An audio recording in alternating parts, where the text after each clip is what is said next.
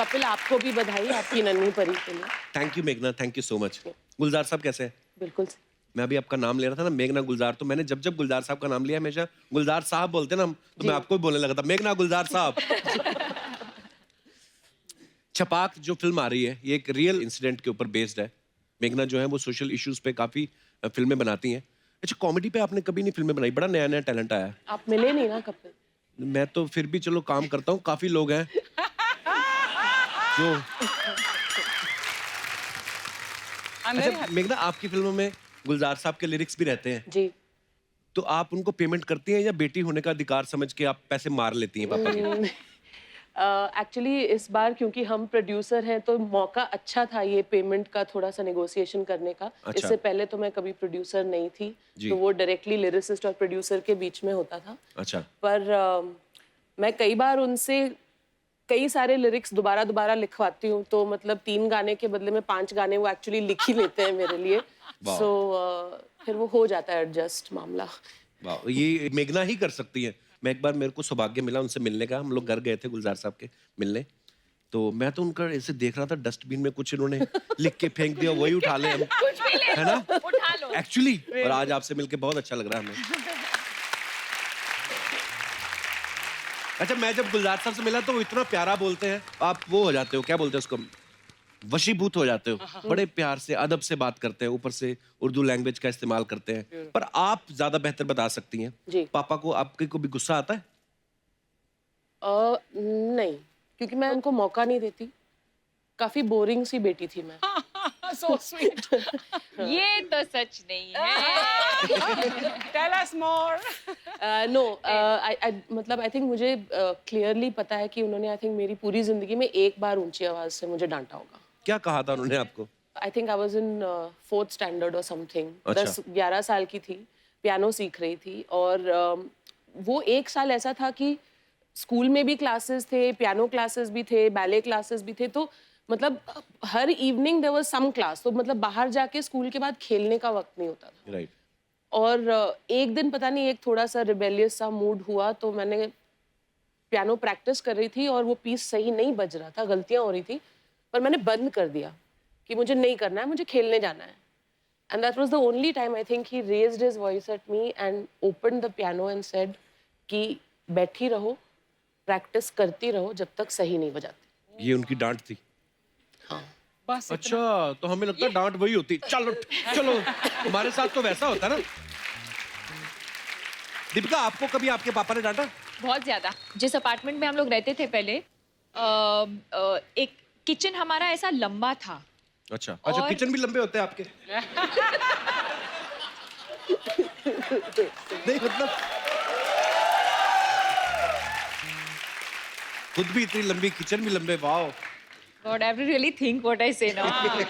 तो एक store room होता था जहाँ जो एक्स्ट्रा सामान जो रखना होता है, और जब भी मैं पेरेंट्स के साथ मिसबिहेव करती थी या होमवर्क ढंग से नहीं करती थी, तो मुझे स्टोर रूम में लॉक किया जाता था।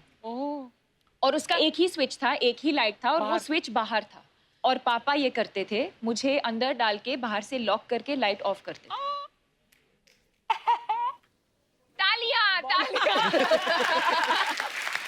आपको डांट पड़ी अर्चना जी?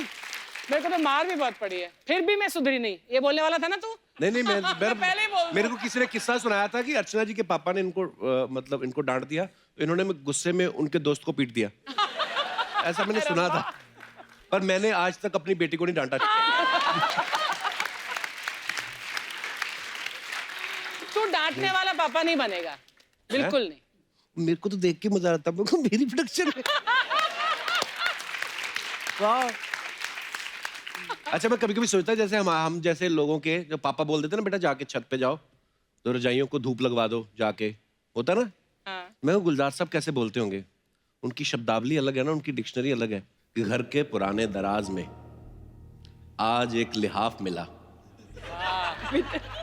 उस पर पड़ी सिलवटें बता रही थी जैसे कुछ पुराने मरस्सिम सिमट कर रह गए हैं उसकी तह में, चलो आज उन्हें जाड़े की नरम धूप लगवा दें। वाह।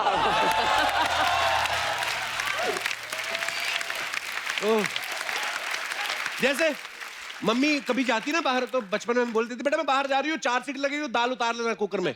मैं गुलजार साहब ऐसी बात अगर करें कि दाल उतार लेना 4 सीटी के बाद, घुटी हुई दाल की सिसकियां, घुटी हुई दाल की सिसकियां, वाह। घुटी हुई दाल की सिसकियां जब सुनाई दें सीटियों सी, आय हाय।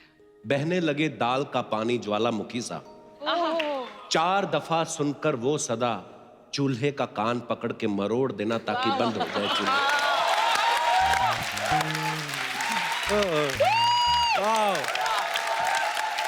गुलजार साहब we love you, thank you so much for everything. अच्छा गुलजार साहब ने अंगूर जैसी फिल्म बनाई, कैसी सदाबहार फिल्म है, Beautiful. तो मतलब बड़ी कॉमेडी फिल्म भी, बड़ी हंसी आई थी देख के। घर पे वैसे वो मजाक करते हैं गुलजार साहब? हाँ बिल्कुल करते हैं। अच्छा, तो मैं सोच रहा था कि अब जब दूसरी बार जाएंगे थोड़ा खुल जाए ना उनके साथ। बिल्कुल बिल्कुल बिल्कुल, मतलब आप एक्चुअली सब काफी सरप्राइज्ड होंगे। उनका एक बिल्कुल बहुत ही ज्यादा हल्का साइड भी है जो उनकी फिल्मों में, उनकी नज़मों में, कई उनकी एक कलेक्शन है नज़मों की जिसे कहते हैं पाजी नज़में। पाजी नजर। हाँ, उसमें उनका ह्यूमरस साइड बिल्कुल वाह। छलकता है। क्या बात है।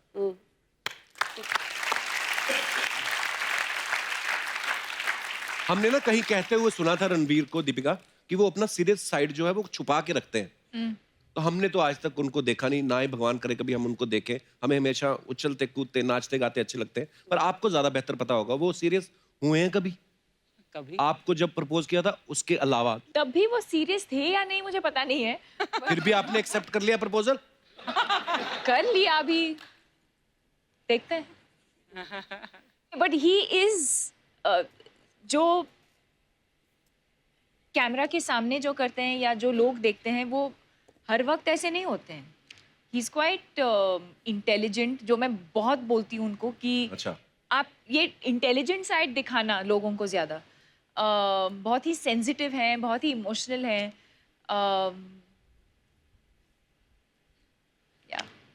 हाय हाय। बट रणवीर की इंटेलिजेंस उनकी परफॉर्मेंसेस में हमेशा दिखती है। एक्चुअली अच्छा, नॉर्मली ऐसा होता है अर्चना जी, शादी के बाद बड़ी सारी ऐसी चीजें होती हैं। कई बार जो पत्नियां होती हैं वो अपने पति की कुछ आदतों में सुधार करना चाहती हैं, बोलती हैं करेक्ट करो। आपने कुछ चेंजेस किए हैं रणवीर में? मैं कोशिश कर रही हूँ। अच्छा। उनको उनको आप आजकल, मैं देख रहा हूँ आपका लहजा काफी बदल गया मोहतरमा। पहले तो रणवीर तुम ये, अब मैं उनको कहा कि आप अपनी ये साइड भी रखिए। उनको मैंने, वाह, गॉड ब्लेस यू बोथ, नजर ना लग जाए कहीं। तो मैं क्या बोलूं उसको, इसको, तू, मैं क्या बोलूं? बताइए। मुझे क्या पता, मेरे से शादी की है। फिर से वही बात। देखो दीपिका, हाँ, आज से 50 Again साल you बाद call भी, me दीपू, हाँ। 50 साल बाद भी जब तुम आओगी ना, हम बुढ़े हो जाएंगे, मैं स्वागत करूंगा ऐसे कि अब आ रही है दीपिका पादुकोण। मेरी फीलिंग्स तब भी सेम रहेंगी। जलालुद्दीन कैसे आएगा? वो भी बुजुर्ग ही हो चुका होगा, वो आके कहेगा देखो अभी धक्का नहीं मारना किसी ने।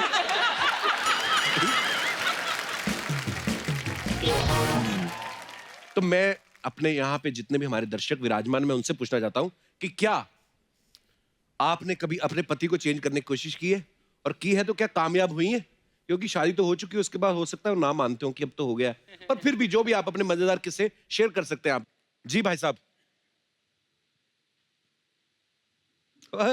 एक्सपीरियंस किससे आएंगे? नमस्कार जी। नमस्कार कपिल। नमस्कार सर। नमस्कार मेघना जी, नमस्कार दीपिका जी, अर्चना जी। नमस्कार। मेरा नाम प्रवेश कुमार है। अच्छा जी। पैदा जी कलकत्ता हुआ और एजुकेशन दिल्ली में, फादर आर्मी में थे। अच्छा जी। तो हमारी जॉइंट मैरिज हुई और मेरी वाइफ जो है वो जॉइंट मैरिज? अरेंज मैरिज जिसको बोलते हैं। अच्छा अच्छा, अरेंज मैरिज। Arranged हाँ। marriage। मुझे लगा सामूहिक विवाह जो होता है। हाँ जी, तो फिर आपकी मेरी जो वाइफ है वो हरियाणा से है, 20 साल हो गए। बाकी सब ठीक है सर, वाइफ बहुत बढ़िया है, सुख दुख में सब साथ दिया। हाँ जी। बट एक आदत जो थी वो मैं उनकी नहीं चेंज कर पाया।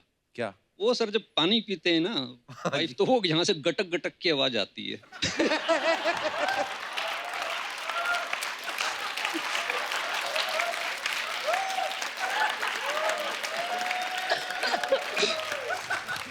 ये मैंने प्रॉब्लम पहली बार सुनी है। तो कई बार ऐसे हुआ सर कि ब्याह शादी में यार दोस्त खड़े हुए और हम जो वो आर्मी बैकग्राउंड से और वो ऐसी झंड हो जाती है सर कि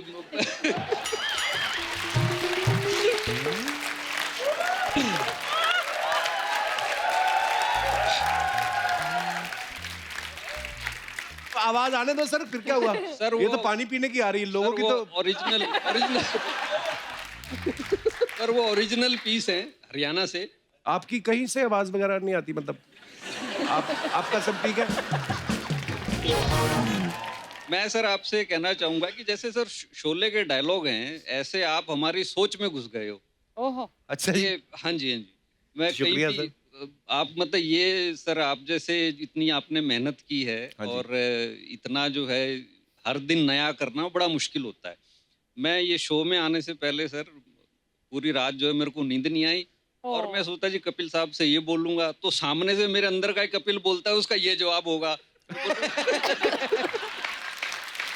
तो हार के जी मैं जो ना मैंने हाथ जोड़ लिए। मैं कहा जी मैं कपिल जी से तो कोई जीत नहीं सकता, तो मैंने अरे आपके सर। हाथ जोड़ता हूँ जी और बहुत शुक्रिया अदा सर करता हूँ। लव यू, शुक्रिया आपके प्यार के लिए, शुक्रिया शो में आने के लिए। That's very cute. किस्सा बड़ा मजेदार था, यूनिक था आपका।